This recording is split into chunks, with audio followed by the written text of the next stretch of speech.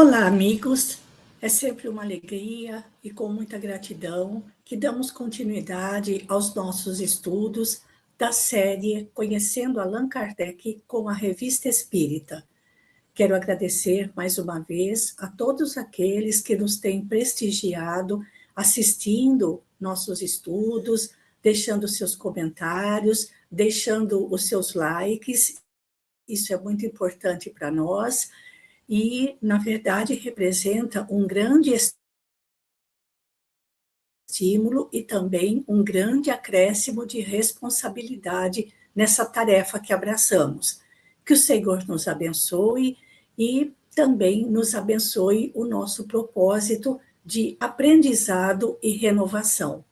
Hoje vamos comentar sobre a Revista Espírita de fevereiro de 1800.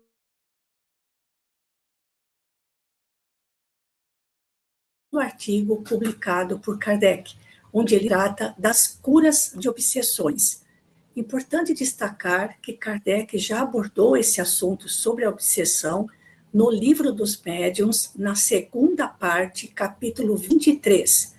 E nesta obra, A Obsessão, Origens, Sintomas e Curas, publicado pela casa editora O Clarim, nós temos o relato de muitos casos de obsessão que chegavam até Kardec e que foram publicados na Revista Espírita. Então, para quem deseja se aprofundar nesse tema, com Kardec, nós temos essas duas obras como sendo fundamentais para o estudo desta questão, que é realmente bastante grave em muitos casos. Mas nós vamos destacar neste artigo o que Kardec fala a respeito do conhecimento fundamental em relação às obsessões. Importante destacar também que Allan Kardec tinha uma correspondência volumosa.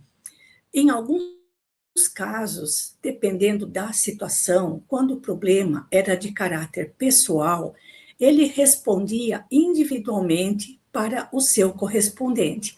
Em outros casos, ele respondia por meio da Revista Espírita, porque a dúvida era relacionada a conhecimentos doutrinários. Então, para que mais pessoas pudessem ser beneficiadas com aqueles esclarecimentos, ele respondia, narrava o caso e respondia por meio da Revista Espírita. Em algumas situações, os casos ou as dúvidas eram recorrentes, ou seja, muitas pessoas escreviam para ele abordando a mesma questão, porque parece que o problema se repetia em pontos diferentes, na própria França e fora da França. E nesse caso também, ele acabava escrevendo longos artigos abordando com mais profundidade essas questões. E ele também recebia correspondências narrando, relatando muitos casos de manifestações espíritas que se caracterizavam por obsessões. E aí, a mesma coisa, ele relatava o caso na Revista Espírita, depois de analisar, estudar, consultar os benfeitores espirituais para constatar a veracidade do fato e daí sim colocar as suas instruções. Kardec era muito cauteloso, muito prudente e nunca se deixava levar pelo impulso. Às vezes demorava muito tempo para que ele viesse a responder ao seu correspondente que havia escrito para ele com as suas dúvidas. É o que acontece em relação à questão da obsessão, que não é o nosso propósito se aprofundar no assunto, mas mostrar o que Kardec fala a respeito deste artigo, cujo título ele colocou como Cura das Obsessões.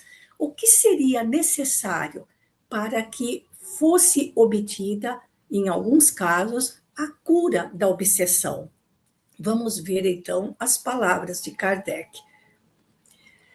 É evidente que os que não admitem a alma individual, nem a sua sobrevivência, ou que, admitindo-a, não se dão conta do estado do espírito após a morte, devem olhar a intervenção de seres invisíveis em tais circunstâncias como uma quimera.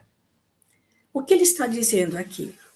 Para aqueles que não admitem a existência da alma ou a existência do espírito, nem a sua sobrevivência após a morte, ou mesmo que admita a existência da alma, mas não se dão conta do que acontece com ela após a morte, fica muito difícil compreender que esses seres invisíveis ou essa alma possa, de alguma forma, interferir de forma tenaz sobre uma pessoa encarnada. Mas, continua ele, o fato brutal dos males e das curas lá está. Em relação aos fatos, é impossível negá-los. Não poderiam ser levados à conta da imaginação as curas operadas à distância, em pessoas que jamais foram vistas, sem o emprego de qualquer agente material. Então, nesses casos, como explicar as curas à distância? Curas de obsessões, por pessoas que nem se conhecem. Como explicar isso? É o que ele coloca. Então, fica difícil explicar a própria interferência espiritual e a cura dessa interferência se a pessoa não admite a existência do espírito imortal e também não faz ideia do que acontece com o espírito após a desencarnação. E Kardec continua: a doença não pode ser atribuída ao espiritismo, desde que atinge os que nele não acreditam, bem como crianças que dele não têm qualquer ideia.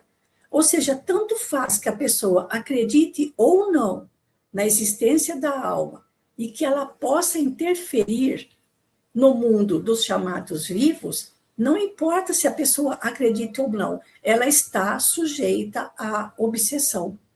Entretanto, aqui nada há de maravilhoso, mas são efeitos naturais, ou seja, são efeitos que pertencem às leis da natureza, que existiram em todos os tempos, que então não eram compreendidos e que se explicam de modo mais simples agora que se conhecem as leis em virtude das quais se produzem, que é o que a doutrina espírita nos traz, o conhecimento dessas leis naturais.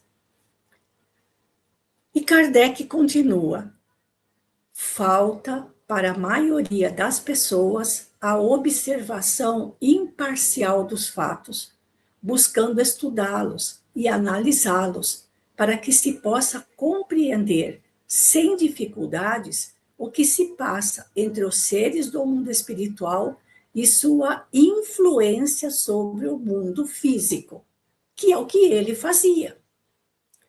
Há muitas dúvidas sobre a questão das obsessões. Sim, muitas. Sobretudo daquelas que levam a um estado de loucura, que é o que ele analisa nesse artigo. Os casos particulares de obsessão, que ele classificava em 3 níveis: a obsessão simples, a fascinação, a subjugação e um caso particular de subjugação, que seria a possessão. E neste caso da subjugação, os casos em que a obsessão levam a pessoa a um descontrole mental, ou seja, a loucura causada pela interferência de um espírito. É disso que ele trata neste capítulo, mas o que ele mostra, o que ele quer deixar bem claro, é a falta de conhecimento que existe entre as pessoas. a respeito da existência da alma e da sua interferência no mundo material. O Espiritismo, diz ele, tem respostas sensatas e lógicas para todas elas, ou seja, para todos os casos de obsessão. É o que nós vamos encontrar no livro que se chama A Obsessão. Kardec relatou muitos casos na Revista Espírita. Inclusive, no livro dos médiuns, ele faz muitas referências de casos de obsessão na Revista Espírita. Portanto, quem estuda o livro dos médiuns deve consultar a Revista Espírita e conhecer os casos por ele citados, para poder compreender de que maneira a espiritualidade, ou melhor, os espíritos desencarnados inferiores interferem de forma obsessiva sobre os encarnados. E Kardec continua: o conhecimento que agora temos do mundo invisível nos mostra povoado dos mesmos seres que viveram na Terra, uns bons, outros maus. Entre estes últimos, ou seja, entre os maus, uns há que se comprazem ainda no mal, ou seja, se comprazem na maldade, em consequência de sua inferioridade moral, e ainda não se despojaram de seus instintos perversos. Em meio a nós, como quando vivos, com a única diferença que, em vez de ter um corpo material visível, tem no fluídico invisível, mas não deixam de ser os mesmos homens, ou seja, a mesma personalidade, a mesma pessoa, a mesma alma, no sentido moral pouco desenvolvido.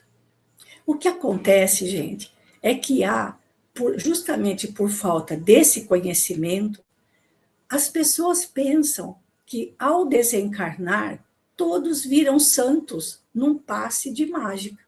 Por mais cruel que tenha sido a pessoa,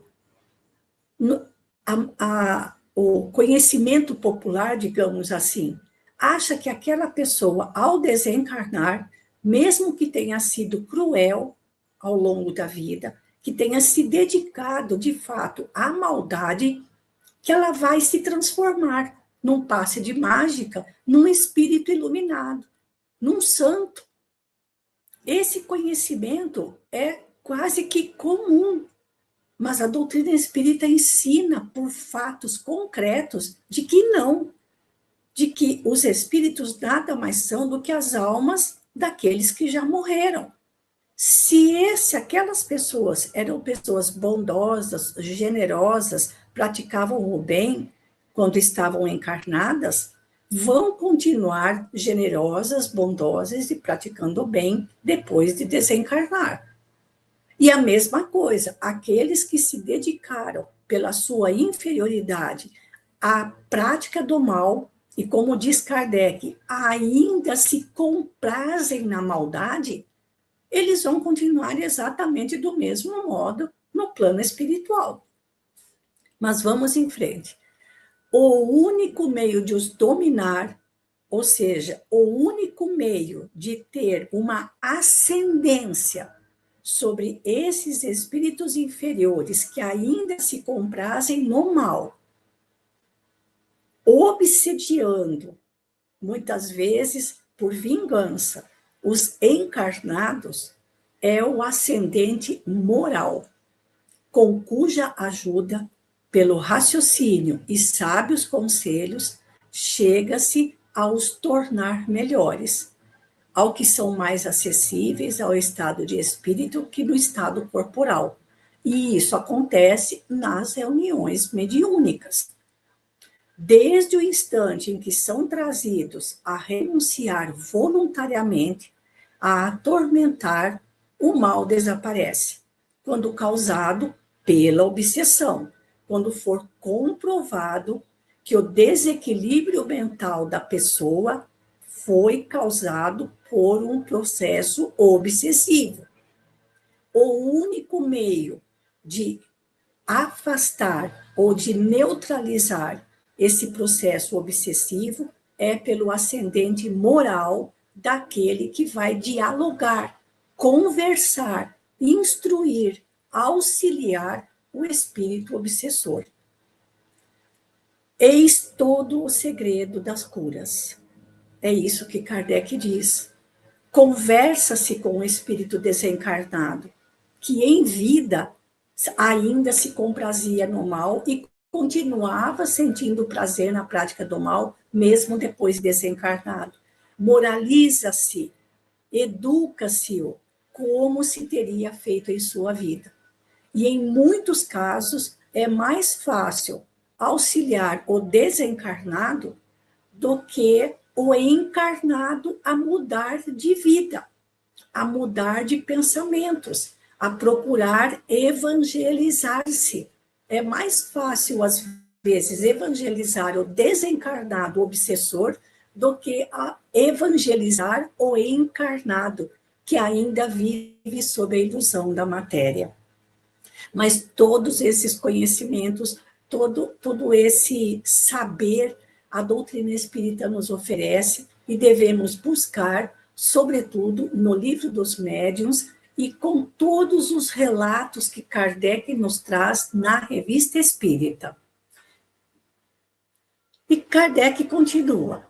Por vezes perguntam por que Deus permite que os maus espíritos atormentem os vivos. Com tanto mais razão, poder-se-ia perguntar por que permite que os vivos se atormentem entre si. Parece que nós temos, assim, uma facilidade imensa, não é verdade, gente? De nos perturbarmos uns aos outros. Não somente os desencarnados nos perturbam, mas também nós mesmos nos perturbamos. Perdem-se muito de vista a analogia, as relações, a conexão que existe entre o mundo corporal e o mundo espiritual, que se compõe dos mesmos seres em dois estados diferentes. Ou seja, um tem corpo físico, o outro não tem. Aí está a chave de todos esses fenômenos reputados como sobrenaturais. Nós ainda não fazemos ideia de que o mundo espiritual e o mundo material se interpenetram. Convivemos constantemente na companhia de seres desencarnados. O grande desafio está na nossa transformação moral. É o que Kardec nos ensina, é o que o Espiritismo nos ensina. A nossa transformação moral vai fazer com que a gente passe a ter a assistência de espíritos mais evoluídos. Não nos devemos admirar mais das obsessões do que das doenças e outros males que afligem a humanidade. Estamos num mundo de provas e expiações. Portanto, as obsessões, assim como as doenças e outros males, fazem parte das provas e das misérias devidas à inferioridade do meio em que vivemos, onde nossas imperfeições nos condenam a viver, até que estejamos suficientemente melhorados para merecer dele sair. Os homens, ou seja, as pessoas, os encarnados, sofrem aqui mesmo as consequências de suas imperfeições, porque se fossem perfeitos, aqui não estariam. Ou seja, se aqui transgredimos as leis divinas como encarnados, é aqui no mundo material que devemos sofrer as consequências das nossas transgressões às leis divinas. E é com essa frase de Kardec que nós encerramos mais esse estudo. Os homens, ou seja, nós encarnados, sofremos aqui mesmo, no mundo material, um mundo de provas e expiações, as consequências das nossas imperfeições. E entre essas consequências das nossas imperfeições estão as obsessões. E assim, nós concluímos mais um estudo, agradecendo pela sua atenção, deixando a todos um grande abraço e até a próxima terça, quando iremos abordar alguns artigos da Revista Espírita de março de 1866. Um grande abraço a todos e até lá, se Deus quiser.